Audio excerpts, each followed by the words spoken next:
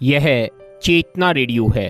अब आप सुनेंगे जिला विधिक सेवा प्राधिकरण हनुमानगढ़ की ओर से संग्रिया जिला हनुमानगढ़ राजस्थान में समाज सुधार मंच के द्वारा स्थापित वर्धा आश्रम में 31 अक्टूबर 2022 को वरिष्ठ नागरिकों के अधिकारों के बारे में आयोजित कार्यशाला पर एक विशेष कार्यक्रम। यह कार्यक्रम मैं संजय आर्य आप तक वरिष्ठ नागरिकों के अधिकारों के संबंध में जागरूकता उत्पन्न करने के लिए लेकर आया हूं। बने रहें चेतना रेडियो 90.4 एफएम पर। भागती दौड़ती दुनिया में आपके मूड को बनाए लाइट। 90.4 एफएम चेतना रेडियो संग्रिया। जिला विधिक सेवा प्राधिकरण हनुमानगढ़ की ओर से संग्रिया जिला हनुमानगढ़ राजस्थान में समाज सुधार मंच संग्रिया द्वारा स्थापित वर्धा आश्रम में एक कार्यशाला का आयोजन किया गया। इस कार्यशाला को प्रारंभ करते हुए समाज सुधार मंच के संस्थापक सदस्य एवं पूर्व अध्यक्ष लालचंद कोचर ने समाज सुधार मंच तथा उसके कार्यों का परिचय इस प्रकार दिया। मेरे वृद्धजन, मेरे कुछ पेंशनर साथी, गुरुजन, इस वृद्धाश्रम प्रांगण के सम्मानित हमारे वृद्धजन जो इस समय 5 हैं, माननीय, मैं आपसे निवेदन करूं कि समाज सुधार मंच की स्थापना पूर्णतः ही गैर राजनीतिक उद्देश्यों के साथ सामाजिक सेवा के भाव से 1985 में इसका हमने गठन किया था। तो 6 वर्ष तक तो ये बिना रजिस्ट्रेशन के चलता रहा और 1991 में जब हमारे अध्यक्ष श्री ओम प्रकाश जी आर्य बने तो सर्वप्रथम आपने ये प्रयास किया और संस्था को रजिस्ट्रेशन करवा रहा ओम प्रकाश जी आर्य साहब ने। तत्पश्चात 91 से लगातार ये संस्था संचालित है। अभी ये हाल फिलहाल 2000 के अंदर इस वृद्धाश्रम को बनाया गया, जो हम लोग नहीं चाहते थे। हम नहीं चाहते कि वृद्धाश्रम किसी शहर नगर में हो, लेकिन ऐसी जनमानस की भावना थी या एक कोई चांस घटा हमारे साथ। एक वृद्धजन ऐसे मिले जो घर से निकाल दिए गए थे और बेचारा बहुत बुरी कंडीशंस के अंदर अपना जीवन यापन कर रहा था। तो किसी ने बताया कि वो तो रात को जो रेहड़ी होती हैं उनके ऊपर सोते हैं गर्मियों में, और दिन में जो है वो क्योंकि जगह नहीं है तो गौशालाओं में गऊओं के साथ सोते हैं। तो जब हम उनको देखा तो मैं वो सीन याद आके मैं भावुक हो जाता हूँ। तो बड़ा वो बेचारा एस्थमिक पेशेंट था और बड़ा, हालांकि यहाँ रहते हुए गुजर गए, तो बड़ा हमें ऐसा आया कि यार अपना डिसीजन जो है वो गलत है। समाज में ऐसे व्यक्ति भी हैं जिन्हें इसकी ज़रूरत है। तब किसी दानी ने एक भूखंड दिया और उसके पश्चात रामलाल जी बिस्सू ने, जैसे मैं आपसे निवेदन कर रहा था, दिया और इसका विस्तार हुआ। आप यहाँ आए, बहुत ही हमारे लिए सौभाग्य की बात है। हमारे वृद्धजन तो बड़े, जो यहाँ रह रहे थे, मेरे आदरणीय वृद्धजन तो बड़े आपसे मिलने को उत्सुक हो रहे थे। इस कार्यशाला को संबोधित करते हुए सीमा सुरक्षा बल के पूर्व समादेष्टा एवं एडवोकेट ओम प्रकाश आर्य ने उपस्थित वरिष्ठ नागरिकों को उनके अधिकारों से अवगत करवाते हुए कहा, जो यहाँ रहने वाले व्यक्ति जो परमानेंट यहाँ रहते हैं उनका सबका मैं अभिवादन करता हूँ। देखा जाए तो वृद्धावस्था स्वयं में एक अभिशाप है, अपने आप में एक अभिशाप है। जब भी आप डॉक्टर के पास जाते हैं तो एज फैक्टर की बात करते हैं, उससे जो पेशेंट होता है उसको बहुत तकलीफ़ होती है। इसका मतलब ये हुआ कि अगर एज किसी आदमी की पर्टिकुलर एज पर पहुंच गया, 70 ईयर्स, 65 ईयर्स, 80 ईयर्स, उसके बाद उसको जीने की कोई ज़रूरत नहीं है और उसको तो सब कुछ सहन कर लेना चाहिए जैसा उसके साथ हो।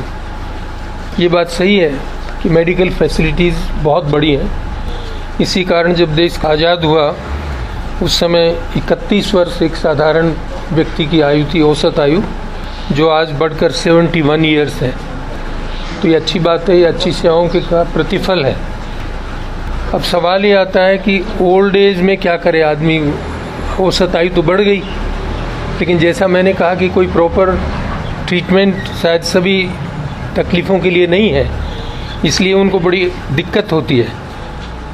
ओल्ड एज में एक केयर की ज़रूरत होती है, मेडिकल फैसिलिटीज़ के साथ साथ केयर की ज़रूरत होती है। जैसे मेरी मदद के लिए एक युवक जो मेरा ग्रैंडसन है वो मेरी मदद कर रहा है, वहाँ से यहाँ तक लाने में, ये इंश्योर करने में कि ये कहीं रास्ते में उलझ नहीं जाए।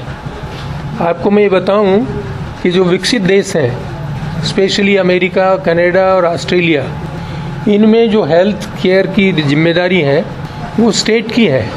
तो आपको ना तो डॉक्टर के पास जाना है, ना मेडिकल स्टोर में जाना है, आपको सब चीज़ें वहीं सुविधा से मिलेंगी। अब सवाल ये है कि वैसे तो सबको पता है कि एक दिन जाना है, शाश्वत सत्य है कि एक दिन सबको जाना है, मेरे को भी, आप सबको, इंडिविजुअली सबको, किसी को देर किसी को सवेर। लेकिन ये जो मैंने बोला कि जहाँ डेवलप्ड कंट्रीज़ हैं उनमें स्टेट की रिस्पॉन्सिबिलिटी है उसकी हेल्थ की, केयर की, दूसरी सब बातों की। लेकिन हमारे यहाँ चूँकि देश विकासशील है, अभी मोदी जी कह रहे हैं कि हम विकसित बनाएंगे इसको, तो वो तो बनेगा तब की बात है।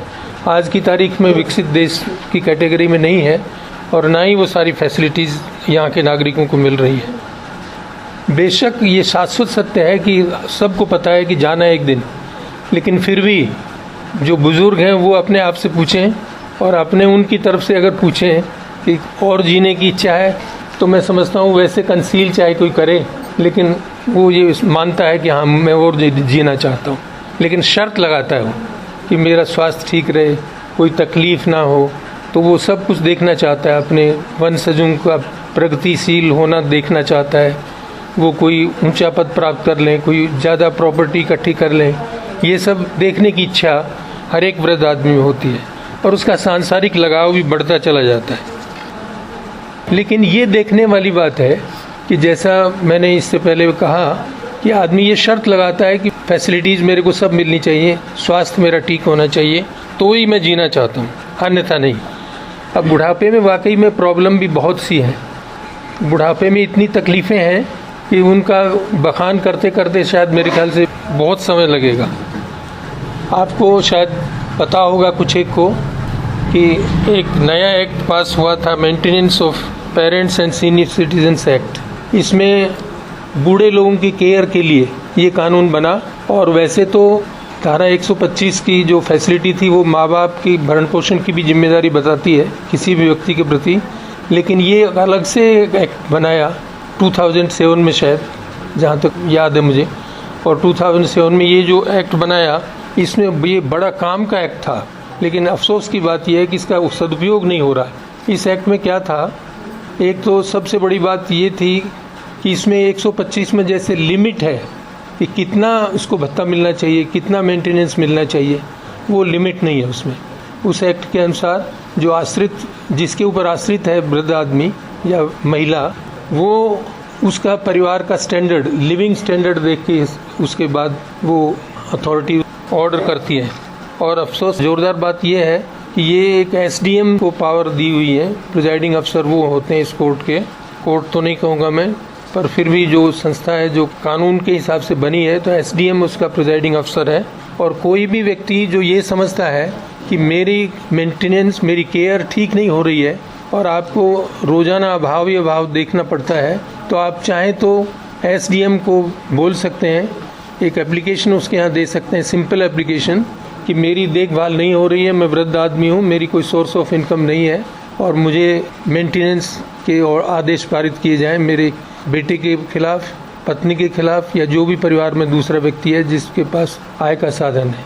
तो ये इस तरह की जो पावर है उसमें एसडीएम कम्पिटेंट है कोई भी ऑर्डर पास करने, उसकी हैसियत के हिसाब से कोई भी ऑर्डर पास करने में। और एक बहुत महत्वपूर्ण बात है जो शायद आपने नहीं सुनी हो कि इसमें एसडीएम जो है उसकी ऐसी पावर है कि शायद वो बड़े कोर्ट्स को भी नहीं है। वो पावर है कि जैसे अमूमन क्या होता है कि जब वृद्ध आदमी होता है तो जवान ये चाहता है, चाहे बेटा है, चाहे भतीजा, चाहे कोई भी है, कि ये प्रॉपर्टी मेरे नाम आ जाए और फिर मेरे से ज़्यादा बढ़िया उस प्रॉपर्टी को यूज़ करने वाला शायद दुनिया में कोई नहीं है।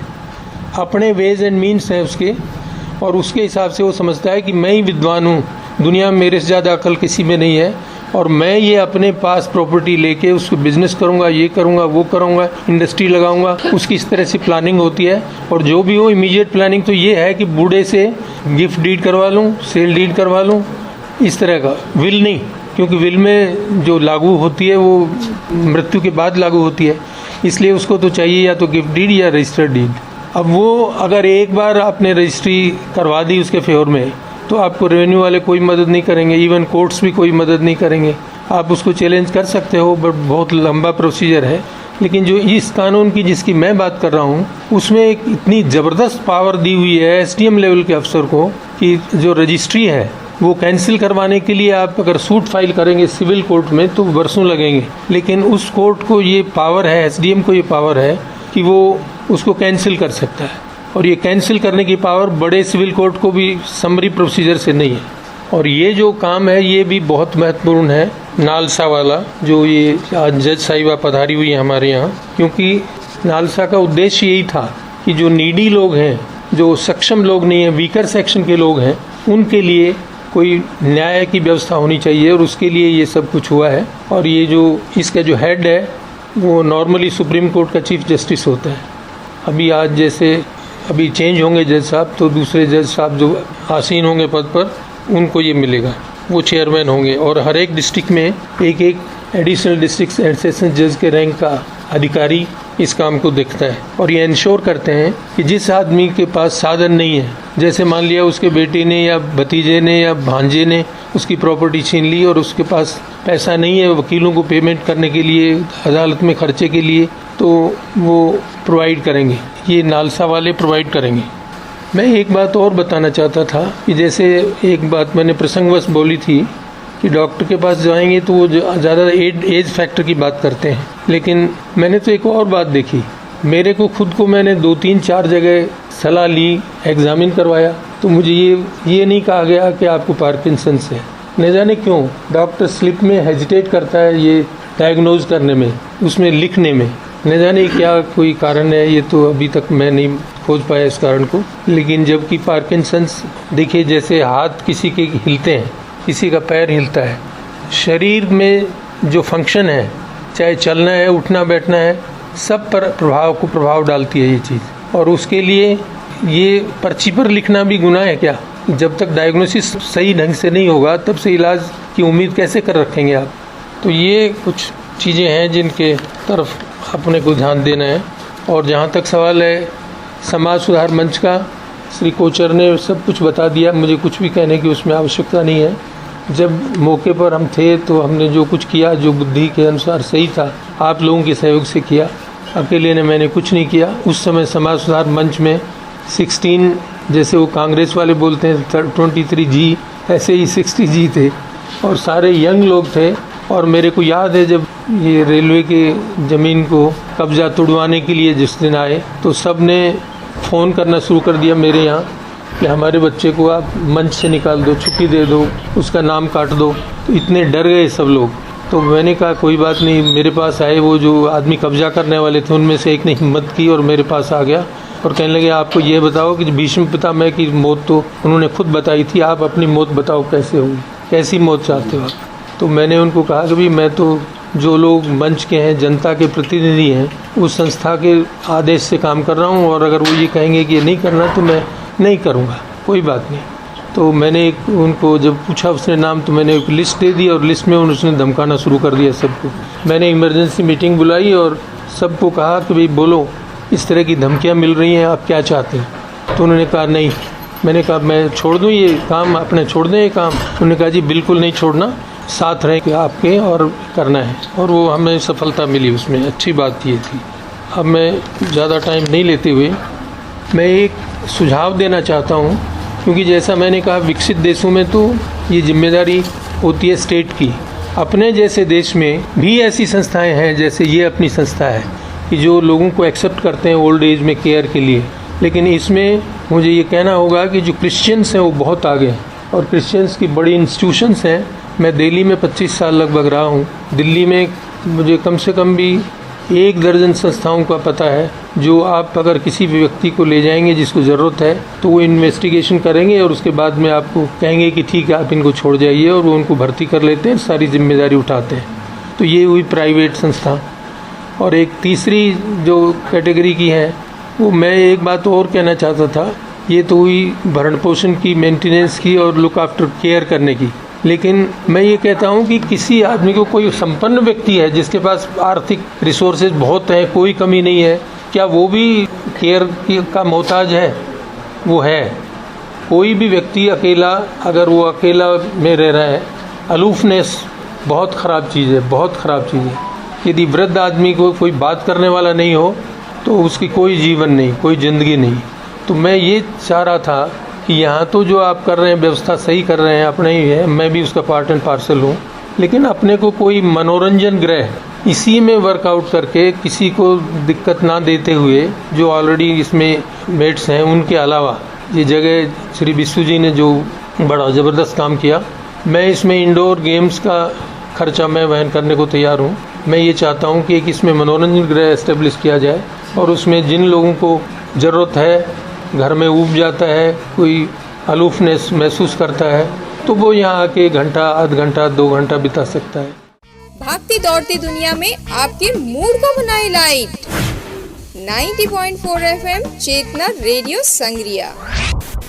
कार्यक्रम को संबोधित करते हुए जिला विधिक सेवा प्राधिकरण हनुमानगढ़ की सचिव एवं राजस्थान उच्च न्यायिक सेवा की अधिकारी संदीप कौर ने कहा, डॉक्टर साहब, आर्य साहब, कोचर साहब, बिस्सू साहब, वकील साहब और सभी सम्मानीय वरिष्ठ जन, आर्य साहब ने बहुत ही इम्पॉर्टेंट इश्यूज़ के बारे में सभी को टच अपॉन करते हुए जो आज इस इंटरैक्शन को स्टार्ट किया है।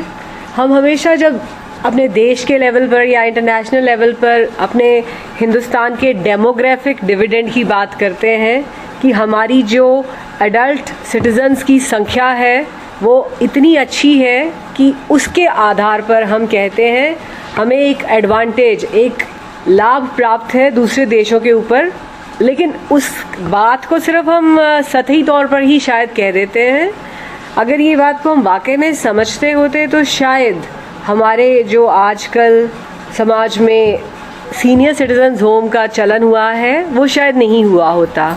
पर लेकिन क्योंकि हर एक ज़माने की अलग सोच हो जाती है, अलग ज़रूरतें होती हैं, तो शायद ये जो ट्रांसफॉर्मेशन या ये जो सिस्टम में चेंज आया है या सीनियर सिटीज़न होम्स की रिक्वायरमेंट महसूस होने के बाद उनका इस्टेब्लिश पूरे देश में किया जाना और इंस्टीट्यूशनलाइज किया जाना बढ़ा है, इस चलन को अब हम दूसरी तरह से दूसरे एस्पेक्ट में भी देख सकते हैं। आपने बहुत इम्पॉर्टेंट बातें बताई हैं, सीनियर सिटीज़न के क्या इश्यूज़ होते हैं, क्योंकि जब हम उस जगह पर होते हैं हम अपनी समस्या को ज़्यादा अच्छे समझ सकते हैं। एक 70 वर्षीय व्यक्ति के लिए अपने एंगल से अपनी बात को रखना ज़्यादा अहम है, जबकि एक 50 साल का व्यक्ति उसको उतनी अच्छे से नहीं समझ सकता है। हेल्थ इश्यूज़ बहुत इम्पॉर्टेंट हैं, इमोशनल इश्यूज़ इम्पॉर्टेंट है, इकोनॉमिक इशू बहुत इम्पॉर्टेंट है और कानूनी पक्ष जिसको मैं इस वक्त फ़िलहाल रिप्रेजेंट करते हुए आपके पास आई हूँ वो भी बेहद इम्पॉर्टेंट है। हमारी एक संस्था है जिसके मार्गदर्शन में ऑनरेबल राजस्थान हाई कोर्ट की एक इंस्टीट्यूशन है, ऑनरेबल रालसा, जिसके मार्गदर्शन में ज़िला विधिक सेवा प्राधिकरण कार्य करता है। हमारी सारी एक्टिविटीज़ संचालित की जाती हैं। उसने इस माह को, जो अक्टूबर का माह था, सीनियर सिटीजन्स के वेलबींग के तौर पर मनाने के लिए हमें निर्देश दिए थे।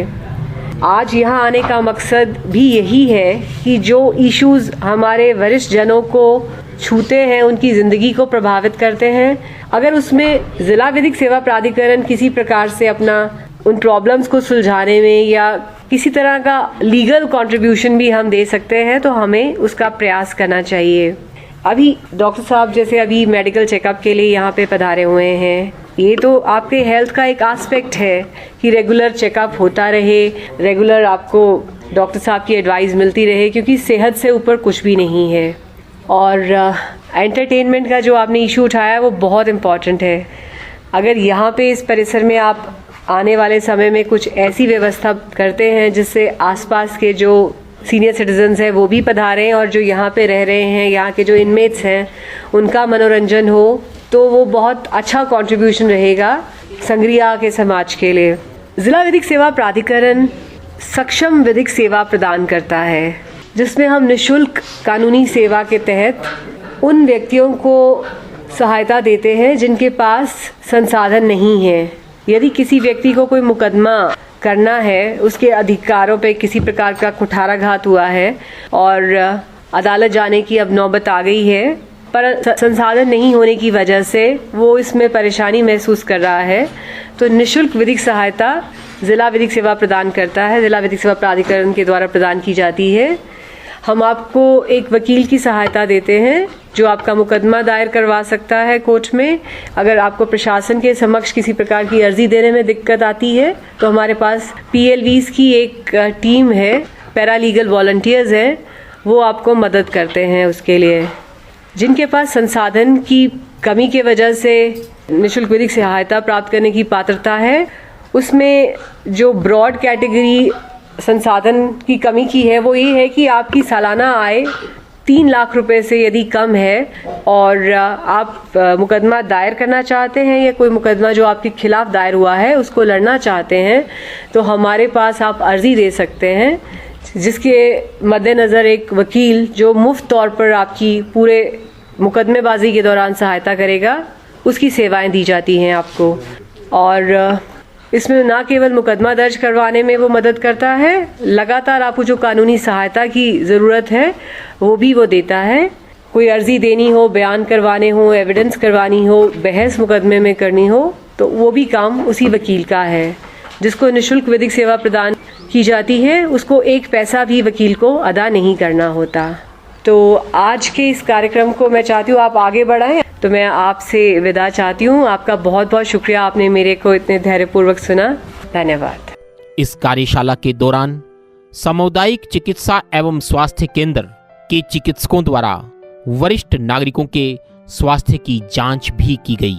इस कार्यशाला के बाद कार्यशाला में उठाए गए महत्वपूर्ण बिंदुओं पर वरिष्ठ नागरिकों ने आपस में चर्चा की और स्वस्थ एवं सुखद जीवन जीने का संकल्प लिया। भागती दौड़ती दुनिया में आपके मूड को बनाए लाइट। 90.4 FM चेतना रेडियो संग्रिया। यह चेतना रेडियो है।